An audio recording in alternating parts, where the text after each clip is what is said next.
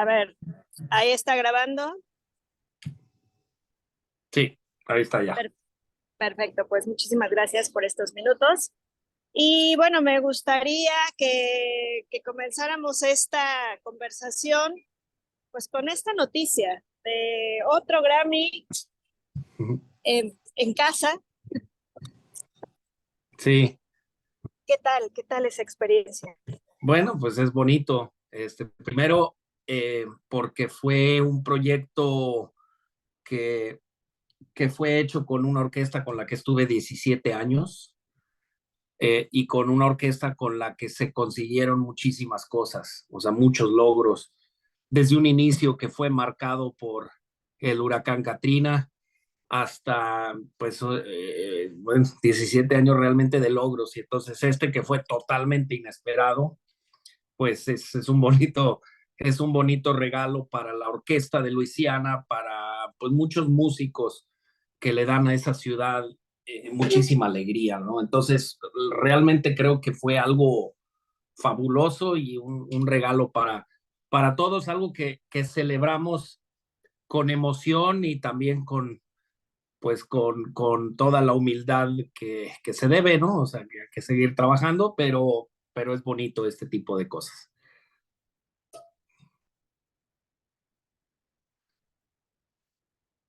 Ahí está. Exacto. Y, y que además el hecho de que si son las disqueras o no son las disqueras en torno a la música pop o el rock o el alternativo, en el caso de una orquesta tiene otro toque, ¿no? Y representa, pues bueno, el que puedan tener fondos, el que puedan seguir generando conciertos, giras, muchas otras cosas. Sí, bueno, en este caso más mérito porque no hay disquera, sino que fue una producción totalmente propia, algo que tuvo que ver con un esfuerzo que hicimos conscientemente en los últimos 5 años que yo estuve ahí, que fue el incluir dentro de la programación de la orquesta a grupos y a música que fuera un poquito fuera de lo normal, pero que fuera relevante para la riqueza cultural de la ciudad. O sea, igual que nuestro país, Nueva Orleans, cuenta con una riqueza cultural impresionante que tiene que ver con esta amalgama de culturas. Y esto, esto fue un esfuerzo por incorporar dentro de la orquesta un tipo de música que es del oeste de Luisiana, o sea, que es en la parte de los esteros, lo que llaman los bayous de Luisiana, en donde hay una música regional en francés, una música que conecta al presente con el pasado de los franceses de hace un siglo. Y pues eso gustó muchísimo en Nueva Orleans. Y este fue un concierto en vivo, es decir, aquí no tuvimos el privilegio de editar nada ni de cambiar nada, sino tal como fue, por eso dice Live at the Orpheum, que es uno de los teatros pues emblemáticos de Estados Unidos, históricos, un teatro bellísimo. Y la primera vez que había tocado la orquesta con este grupo, que es un grupo que te repito, reivindica esa música bastante antigua, ¿no? Que incluye raíces francesas, pero también raíces celtas. Y también un poco de música africana y también música latina. Es decir, ahí hay un poquito de todo, pero es absolutamente auténtica como todo lo que pasa en esa ciudad. Y por eso creo que este Grammy tiene una relevancia muy especial. No solo es un Grammy para la orquesta y para su director y para la banda que nos ayudó a hacer esto, sino para todo un género de música que la verdad no había sido tomada en cuenta en los Grammys. Una de las cosas que dijo este grupo es que era uno de los primeros Grammys para la música de ese tipo.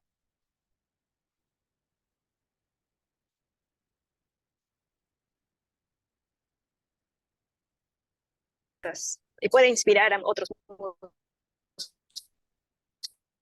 Sí, sí, sí me oyes, ¿verdad? músicos, ¿no? Sí, o sea, la idea de esto, la idea que es fabulosa de esto es que cuando uno hace cualquier tipo de proyecto que se sale de lo común, o sea, de lo que la gente espera que hace una orquesta, en realidad hay mucha gente que cuestiona que si una orquesta debe de juntarse con un músico de jazz o con un músico de cualquier cosa. Y para mí siempre ha sido muy claro, o sea, siempre que haya buenos músicos, juntarlos hace mucho sentido, ¿no? Y entonces, igual que yo está haciendo grabaciones y giras con músicos de todo tipo, igual lo puede hacer una orquesta. Y esto no es por una cuestión comercial, porque de esto no se gana nada de dinero, sino por una cuestión cultural. Es decir, cuando uno tiene el privilegio de ser el director de una orquesta de 70 músicos, eso es un foro en donde se puede hacer muchísimas cosas creativas, y esto fue muy creativo, porque para unir a este grupo y a la orquesta hubo que hacer, pues fue como unos 6 meses de trabajo de arreglos, y esos arreglos están muy bien hechos. O sea, no fue casualidad que esto haya tenido un premio, porque la verdad sí está muy bien hecho, y además está muy emotivo porque trae toda la emoción del justo post pandemia. Esto fue de los poquitos, de los primeros conciertos que pudimos hacer en vivo. Creo que fue el primer concierto en donde ya nos dejaron no tener máscara, o uno de los pocos, ¿no? Entonces, eh, esta parte también fue muy emocional. El público estaba impresionadísimo, y bueno, pues en Nueva Orleans no fue ninguna sorpresa este premio. Fue mucho, lo recibió mucha gente con muchísimo gusto. Y bueno, pues para mí como mexicano también es un orgullo haber formado parte de algo que parece que como que no tiene nada que ver con mi país, pero que sí lo tiene, porque en nuestro país hay muchísimos ejemplos de música que tiene influencias de diferentes partes, ¿sí? Aunque no lo sepamos, la música regional del norte, de cerca de la frontera, tiene mucha influencia alemana, tiene mucha influencia de todo tipo. La música de Veracruz tiene influencia hispana, pero también influencia eh, africana, etcétera. Entonces, este tipo de experimentos a mí, te soy muy franco, a mí me encantan porque aprendo muchísimo.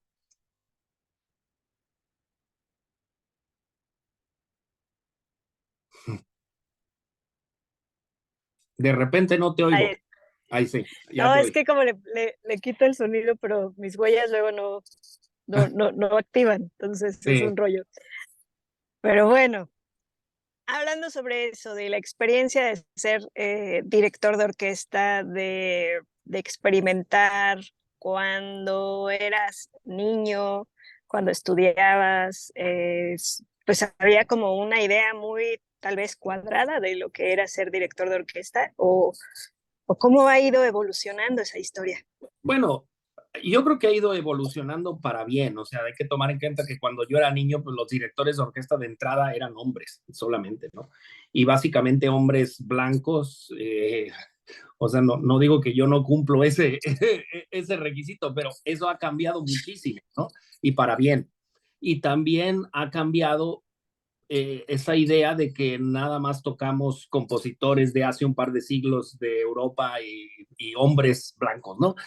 Hoy en día hay una búsqueda increíble de todo tipo de repertorio, y de hacer este tipo de cosas que se pueden llamar crossover, ¿no? Y esto que para ciertas personas parece como muy grave, curiosamente lo hacían Mozart, lo hacía Haydn, lo hacía Beethoven, ¿no? Entonces, hay muchos ejemplos en la misma novena sinfonía de Beethoven, que es como la obra más clásica o más romántica que puede haber. Pues ahí le metió una banda turca, ¿no? Entonces, si Beethoven hacía eso, eh, decir que hoy no podemos hacer eso con toda la increíble facilidad que tenemos, ¿no? Tecnológica, tantas cosas, bueno, pues es un error, ¿no? Es un error, creo, que ponerse límites y decir la música clásica llega hasta aquí y una orquesta debe de parar de tocar hasta cierto límite. Cuando yo lo que siempre digo es que lo que hay que es ofrecer una gama de repertorio muy variado, para que la gente que le guste Bach, que la gente que le paró de gustar la música en el siglo XIX, que existe, siga teniendo esa oportunidad. Es decir, nunca vamos a dejar de tocar los clásicos, pero tenemos que tomar en cuenta que hoy en día hay muchísimas compositoras y compositores talentosos, y además hay mucha gente haciendo cosas interesantes un poquito fuera del ambiente de la música clásica, y que de repente invitarlos a formar parte de una orquesta es algo interesante. En este caso fue muy fácil porque el grupo está hecho por violines y el único instrumento fuera de la orquesta era un acordeón y un banjo, por cierto. Pero tampoco es que sean instrumentos que no conocemos, o sea, son instrumentos que ya han sido usados por compositores. Entonces, no fue ni choqueante ni nada. Además, es un grupo de músicos buenísimos, que por cierto, uno de ellos tocó dentro de la orquesta en otra semana. Es decir, son personas que igual pueden tocar también Beethoven, ¿no? Entonces, eh, yo creo que este tipo de cosas, incluso en nuestro país, se están haciendo con mucho éxito. Y no, te repito, no que debamos hacer esto de la actividad del diario de una orquesta, pero sí permitirle a una orquesta y a un público encontrar ese increíble medio que es comunicar entre dos estilos completamente diferentes. En este caso son músicos impresionantes, entonces, te repito, no fue difícil.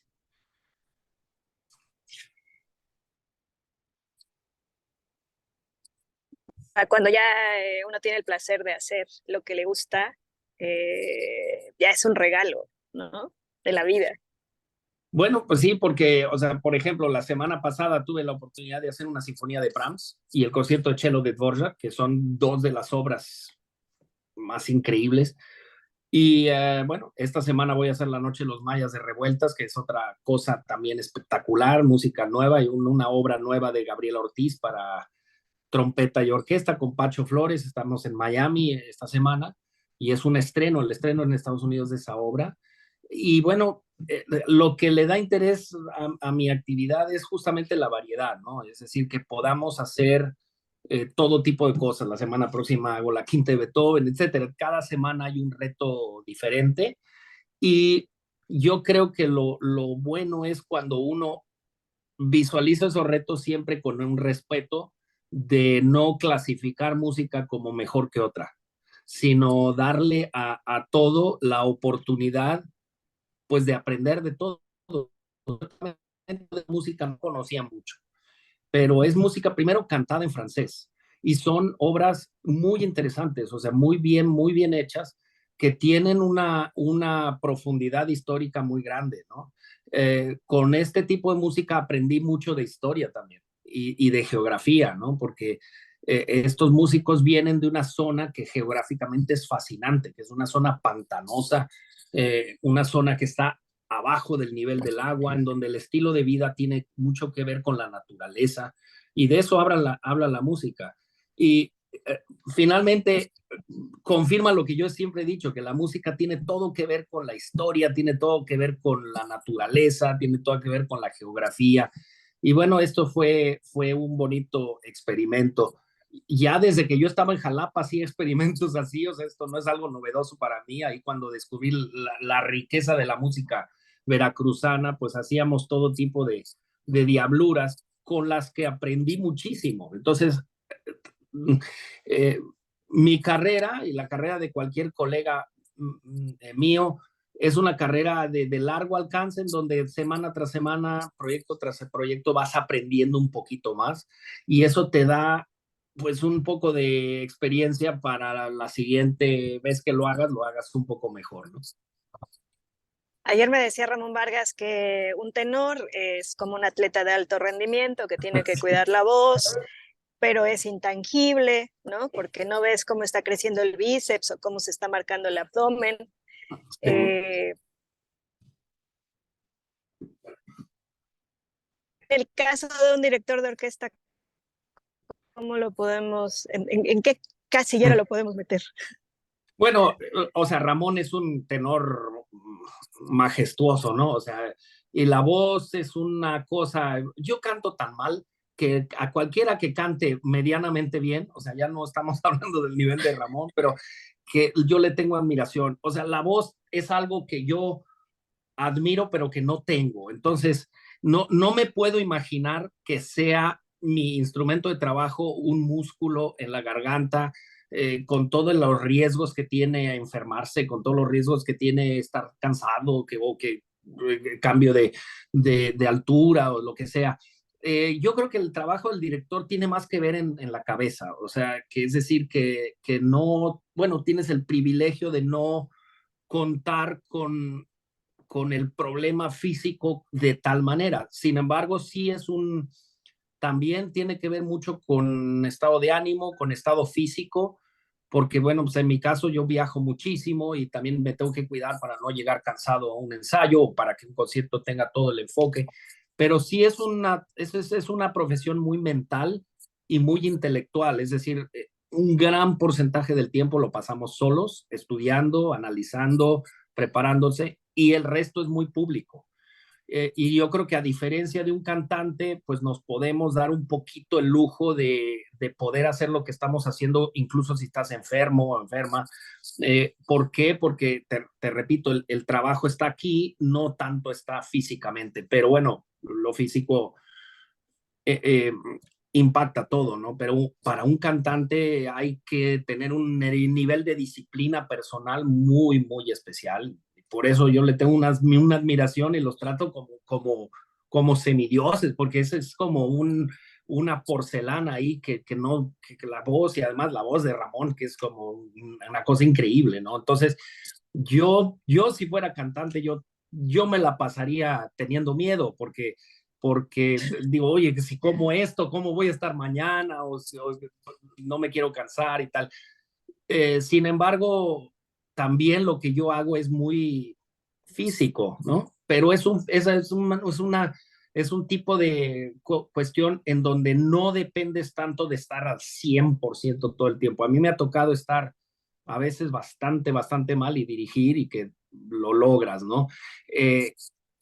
Es interesante porque a veces habría que poner a veces como en un programa de, como de esos que hacen entrevistas a un cantante para ver cómo se cuidan, y pones a un director o una directora de orquesta y ahí vas a ver que tenemos vidas completamente diferentes, y que a mí la verdad es que nunca he lamentado no ser cantante, justamente porque cuando yo canto, y que lamentablemente yo tengo que cantar mucho para mi trabajo, para demás cosas, pero canto tan mal que me da vergüenza. O sea, lo uso como un instrumento de trabajo, pero a sabiendas de lo mal que hago, ¿no?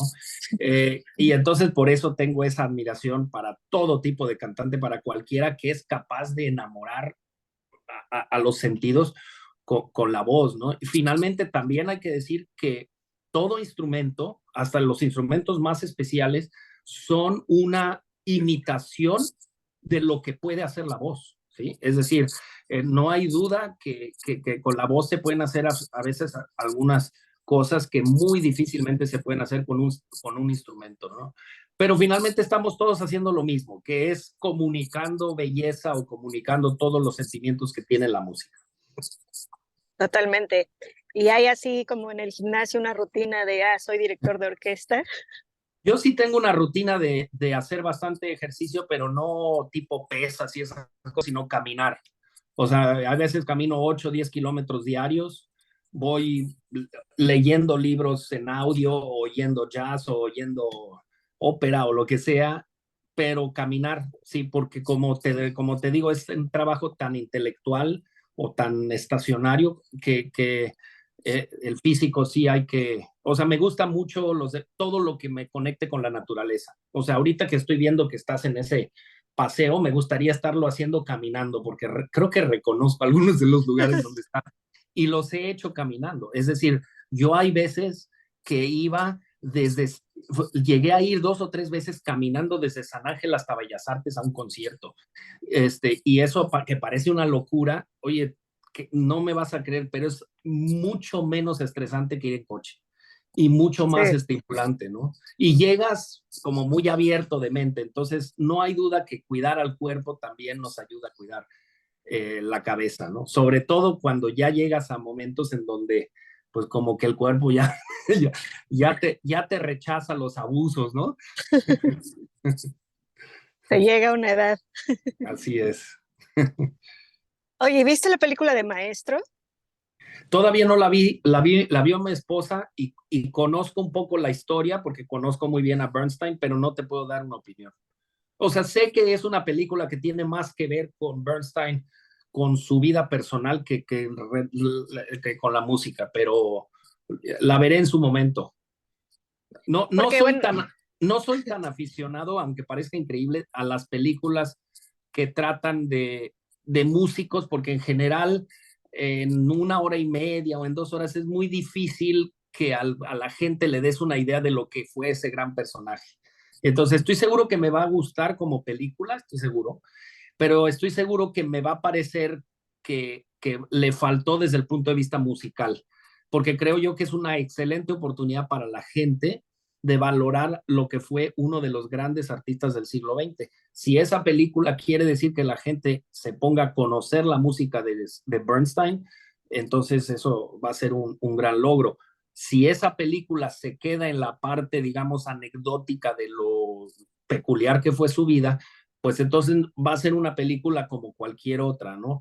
Pero yo prefiero que haya una película sobre alguien como Bernstein, porque Bernstein fue alguien que nos enseñó muchísimo, o sea, nada más sus conciertos infantiles sentaron cátedra y de eso podría tratarse una película, es decir, de cómo era capaz de enseñarle a cualquier persona obras complejas de música, ¿no? Ahora, claro, como tenía una vida personal tan única, ¿no? O sea, con tantas cuestiones de novela, pues sí es inevitable que una película vaya hacia allá, porque finalmente el objetivo de la película es llamar la atención del público.